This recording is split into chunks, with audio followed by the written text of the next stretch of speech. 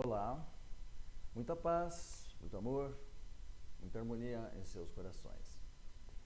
Dando sequência aos nossos vídeos, hoje nós iremos fazer um breve comentário do capítulo 2 do Livro dos Espíritos, Elementos Gerais do Universo. E antes disso, eu gostaria de contar para vocês uma história que eu tirei do livro Vidas de Outrora, do companheiro Eliseu Rigonati. Ele conta nessa história que no grupo mediúnico onde ele trabalhava, um espírito se manifestou no trabalho mediúnico e pediu para que fosse gravado tudo o que ele iria dizer. E ele então contou a sua história da seguinte maneira: nasci em uma família espírita. Meu pai ensinou a doutrina para mim e para meus irmãos desde cedo. Eu cresci junto com as obras básicas e eu gostava muito de ler cada uma. E o meu sonho de infância era me tornar um grande espírita. Então, eu estudei, eu me formei advogado, fiz vários cursos durante a faculdade, inclusive um curso de oratória, onde eu me saí muito bem. O meu primeiro cliente, o meu primeiro caso, eu venci. Era o caso de uma mulher que estava no seu segundo casamento e havia assassinado seu marido, seu segundo casamento, porque ele estava agredindo o filho que ela tinha do primeiro casamento. E eu ganhei porque foi legítima defesa, não? Desde pequeno eu frequentei a casa espírita. Com o passar do tempo, eu fui engajando nas diversas atividades. E depois eu comecei a frequentar as reuniões. E por último eu organizei um grupo de estudos do Livro dos Espíritos que evoluiu e passamos a fazer palestras. E nessas palestras eu percebi que eu conseguia emocionar as pessoas com a minha oratória, com a minha expressão facial, com a minha expressão corporal. As pessoas se emocionavam. E eu comecei a ficar conhecido e depois eu comecei a ficar famoso. E começaram a aparecer convites de tudo quanto era canto para que eu fizesse as palestras. Não demorou muito, vieram de outras cidades, de outros estados, e de repente eu me vi sendo recebido com honras, com jantares. Eu comecei a falar em anfiteatros, em teatros, em cinemas. Todos queriam que eu ficasse nas suas casas e mais tarde eu passei a me hospedar em bons hotéis. Pois é, o tempo foi passando e eu não percebi. Eu recebi inúmeras mensagens do plano espiritual falando sobre a vaidade, mas eu achava que era para os outros. Não tinha nada a ver comigo. Eu achava que estava tudo muito, muito normal.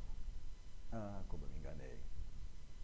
Um belo dia, um grupo de pessoas se aproximou e me convidaram para abrir um centro novo, uma nova casa espírita, aonde eu seria o presidente. Nossa, eu fiquei todo envaidecido e pensei comigo, e por que não? Eu tenho condições para isso. Eu sabia, os espíritos haviam me falado que eu fora sacerdote em encarnações anteriores. Então eu pensava, bom, se eu fui um sacerdote, um padre, eu devo ter estudado muito, eu tenho bagagem espiritual para tal cargo. Mas eu não prestei atenção no resto da mensagem que me foi dada, que de uma delas eu havia sido um padre inquisitor e que eu tinha mandado muitos para a fogueira. Pois é. Então, eu aceitei o cargo e fiz uma série de exigências e todas elas foram aceitas. Inclusive de construir um apartamento atrás da casa espírita, aonde eu pudesse passar a noite todas as vezes que os trabalhos fossem madrugada dentro. Pois é, as coisas estavam piorando e o tempo foi passando. E hoje eu sei que na minha programação reencarnatória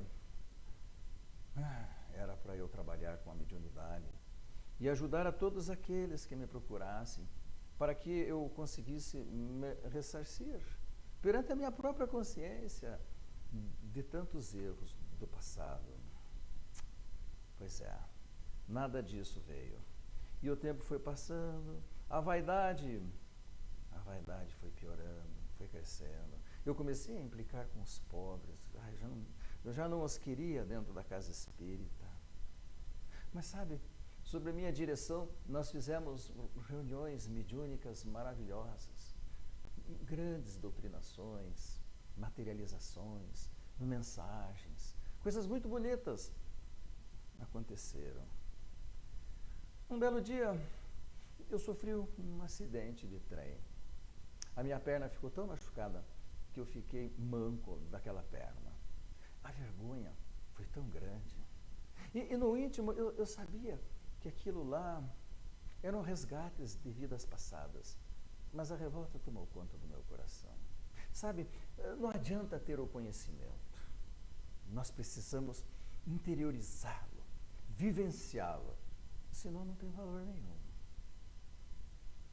Bom, esse fato de eu ficar manco foi tão contundente, a vergonha era tão grande de eu ficar manco que eu abandonei a advocacia.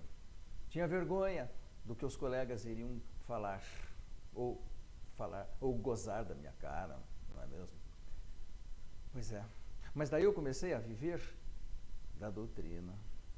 Comecei a fazer campanhas para tudo que existia lá dentro, arrumar janela, forro, telhado. Parte do dinheiro eu pegava para mim. Outra parte, menor, eu deixava com a casa. As coisas foram piorando, minha família desgovernou-se por completo. Passaram a odiar o espiritismo. Eu me tornei um fanático, não saía de lá. Pouco ficava dentro da minha casa. E a minha mediunidade, em decorrência das minhas atitudes, ela também foi decaindo. Os espíritos mensageiros foram me deixando à própria sorte e eu fiquei à mercê de brincalhões e obsessores. Pois é. Um dia, uma jovem adentrou a casa precisando muito de ajuda, ela estava desequilibrada emocionalmente. E quando eu vi aquela moça, o meu coração disparou. Eu não vi a hora eu comecei a desejá-la, sabe? E então eu forjei uma mensagem de Bezerra de Menezes, dizendo que ela precisava fazer um banho com água fluidificada. Mandei encher a banheira de água. Falei que ela deveria vir em tal horário da noite. Estávamos só nós dois. A fiz entrar na banheira. E enquanto ali estava, forjei uma outra comunicação do nosso divino amigo Bezerra de Menezes, onde eu dizia que ela estava precisando era de amor, era de sexo. E avancei nela. E ela permitiu. E nós nos tornamos amantes. Dali para frente, as coisas começaram a ficar cada vez piores. Nós dois inventamos uma reunião de efeitos físicos onde tudo era forjado. E dali, meu Deus, ali eu comecei a abusar de mulheres solteiras, mulheres casadas, destruir casamentos, destruir sonhos, orientei abortos, tudo em nome da doutrina, tudo em nome de Jesus. Um certo dia estava eu no salão da casa e de repente eu tive um insight. Um painel se abriu à minha frente e eu me vi diante de um tribunal da Inquisição, aonde o julgado era eu. E nesse momento eu surtei e comecei a quebrar tudo que havia na minha frente. Eu fui internado em um hospício. E o tempo passou e eu fui piorando lá dentro, até que mais uma vez tive essa visão novamente. E ali, não só eu era o réu, como eu fui condenado. E as emoções foram tão fortes que eu infartei nesta noite e morri, desencarnei. Meu corpo foi encontrado morto no outro dia, mas eu continuei grudado a ele. E vi tudo o que se passava. Eu vi quando pegaram o meu corpo, me colocaram numa maca, me levaram para o Instituto Médico Legal. Eu vi e eu senti toda a necrópsia, o exame que foi feito no meu corpo. Eu vivenciei todo o processo de deterioração. O cheiro, o fedor, os bichos, a solidão, as gargalhadas, os xingamentos. Tudo isso eu passei. Até que em um belo momento eu me vi desligado do corpo. E quando pensei que teria um pouco de sucesso, eu fui arrastado por mãos poderosas para uma região do umbral. E lá as coisas foram muito tristes. Porque eu fui torturado de todas as maneiras que vocês possam imaginar. Até que um belo dia, já arrependido, sentindo remorso, consciente das coisas que eu havia feito, eu fui então resgatado. Fui resgatado e naquele momento que eu tive um pouco de paz, eu fui levado a uma colônia e depois de uma breve recuperação, eu fui levado para os locais aonde eu havia trabalhado. Da casa espírita não restava muita coisa. Tudo deteriorado, tudo caindo, tudo abandonado. E de alguns companheiros de trabalho que ainda estavam vivos, me aproximei deles e senti os seus pensamentos. Eles odiavam o Espiritismo. E eu então, cheio de remorso, desesperado, gritei no ouvido deles que não, que a doutrina era honesta, que era sincera, e que eu é que não havia sido, que eles tinham que mudar.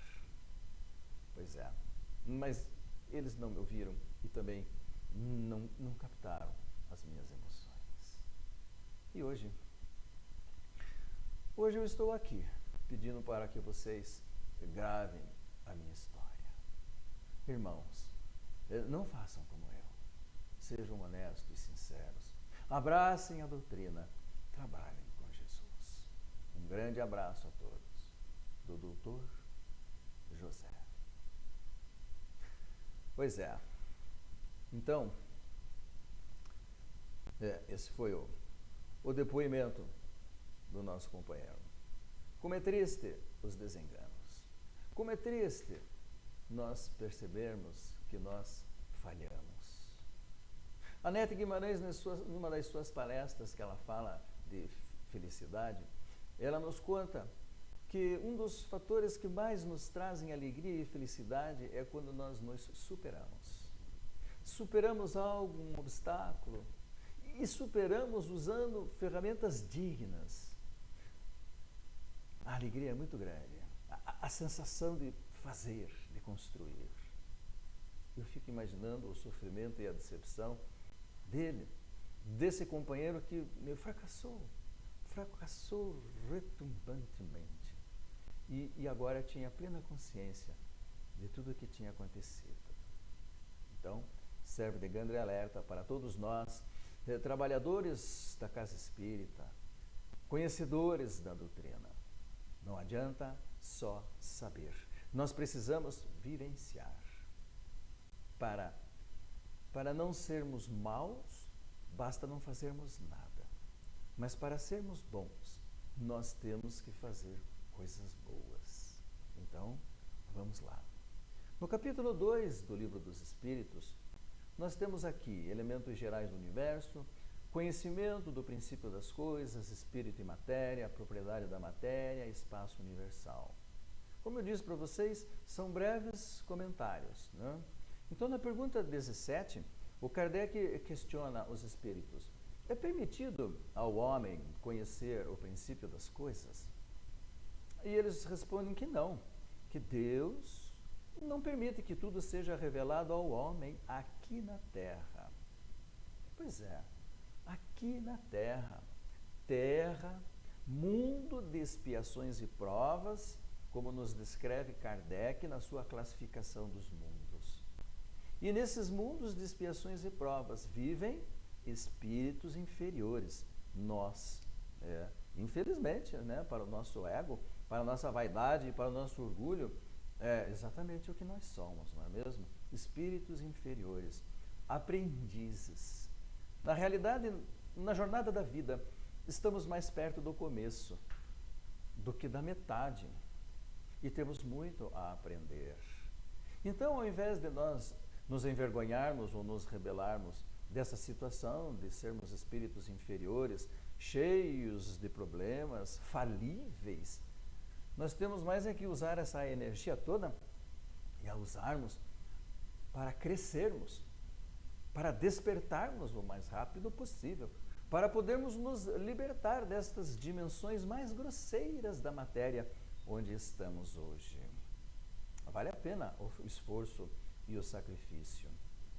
Na pergunta número 18, Kardec pergunta se no futuro o homem terá acesso ao mistério das coisas que lhe são ocultas.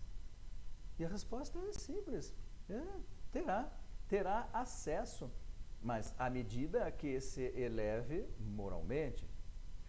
Mas que para compreender essas coisas ocultas, precisará de faculdades que ainda não possui.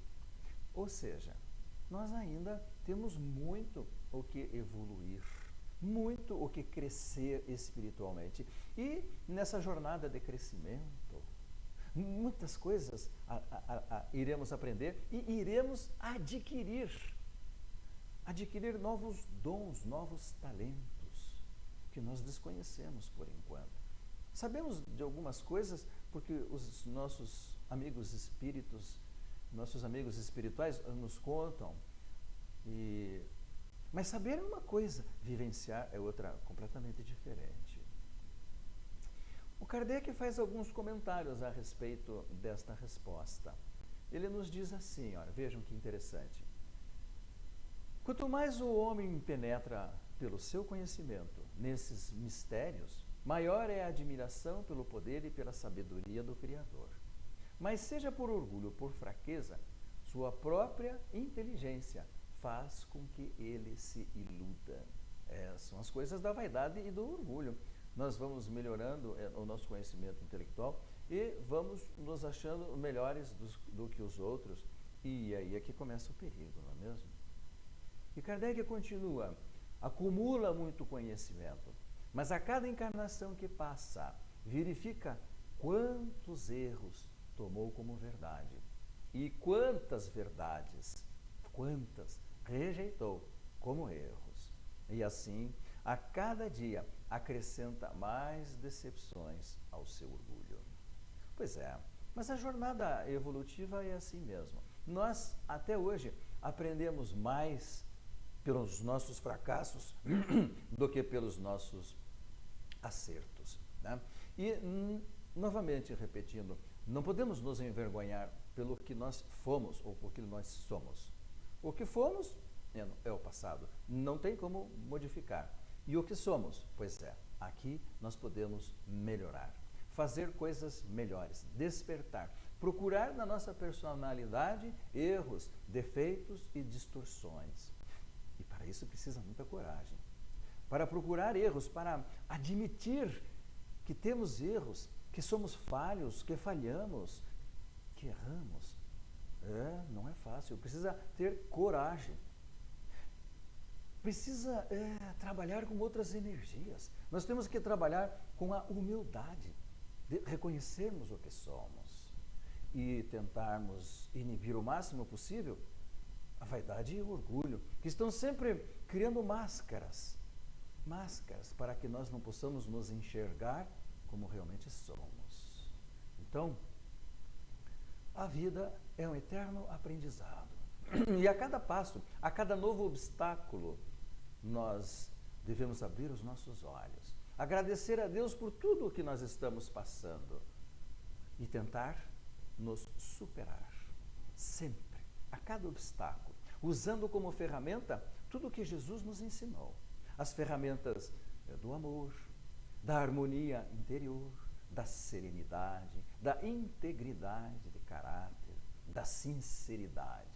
Assim, estaremos agindo bem, estaremos trabalhando pelo nosso bem, pela nossa própria saúde. Porque hoje, com tudo que a ciência já nos mostra e nos ensina, hoje, ser bom, ser honesto, ser caridoso, não são mais meros preceitos religiosos. São, na realidade, receitas de viver bem. Como viver bem? Tal, tal e tal remédio. Bom, na pergunta 23, o Kardec pergunta, o que é o espírito? Pois é, o que somos nós, né? Nós somos espíritos. Espíritos encarnados, temos essa vestimenta corpórea hoje. Mas e o espírito? Pois é, o espírito é o princípio inteligente do universo.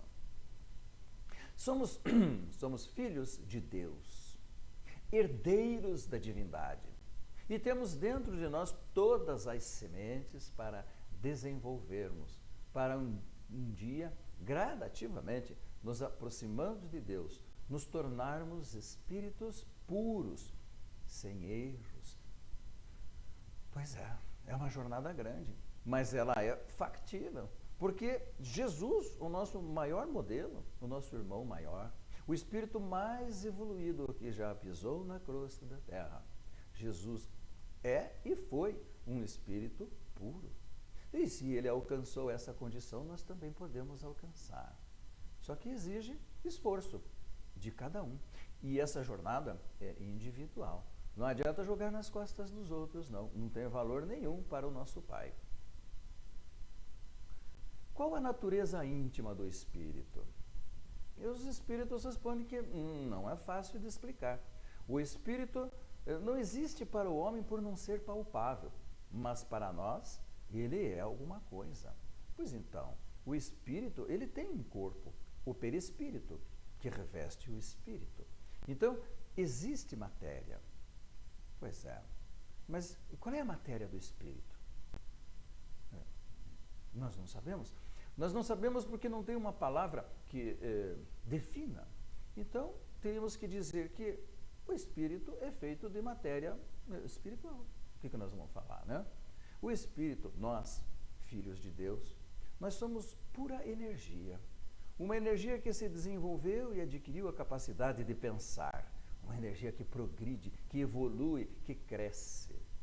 Nós somos espíritos, filhos de Deus, predestinados a sermos bons. Somos eternos. E Deus, com a sua bondade infinita, o nosso Pai nos deu o livre-arbítrio. Desenvolvemos esse talento do livre-arbítrio com a anuência do Senhor. Então podemos decidir o que fazer. E lógico, há limites aqui na Terra, mas nós podemos decidir. E todas as nossas decisões, todas elas boas ou ruins, todas elas terão consequências. Por isso que devemos sempre pensar muito naquilo que vamos fazer, naquilo que vamos falar, porque as consequências, elas virão. E não adianta nós queremos jogar nas costas dos outros. É individual, é de cada um. Seria o fluido cósmico universal aquilo que designamos pelo nome de eletricidade? Pois é, nesse capítulo, nessa parte do Livro dos Espíritos, que ele estuda as energias, né? Fluido é a mesma coisa que energia. Então, o fluido cósmico universal é aquela energia que está em toda parte. E dela se originam todos os tipos da matéria. Então, é o fluido cósmico universal que dá a origem a todos os tipos da matéria através das suas transformações. Então, a eletricidade, o magnetismo são modificações, transformações do fluido ou energia cósmica universal. O espaço universal é infinito ou limitado? É infinito. Se fosse limitado, o que haveria além dos seus limites? Pois é. Nós, com a nossa mente ainda pequena, eu vou falar de mim, né? Eu não consigo imaginar isso, sabe? É difícil. E eu confesso que também não vou ficar perdendo tempo com algo que eu ainda não tenho capacidade de entender. Da mesma maneira que eu não consigo entender que o nosso Pai, que o nosso Criador existiu desde sempre, né? Também não perco tempo pensando nisso. Aceito de bom coração, né? Para mim é mais fácil eu aceitar o infinito, ou seja, nós somos imortais, nunca vamos desaparecer. Nossa, para mim é muito melhor saber disso, saber que eu nunca vou morrer, quem vai morrer é o meu corpo. Esse é fácil de entender, mas o espaço infinito, algo que nunca se acaba, que dizer, né? Realmente eu não tenho palavras.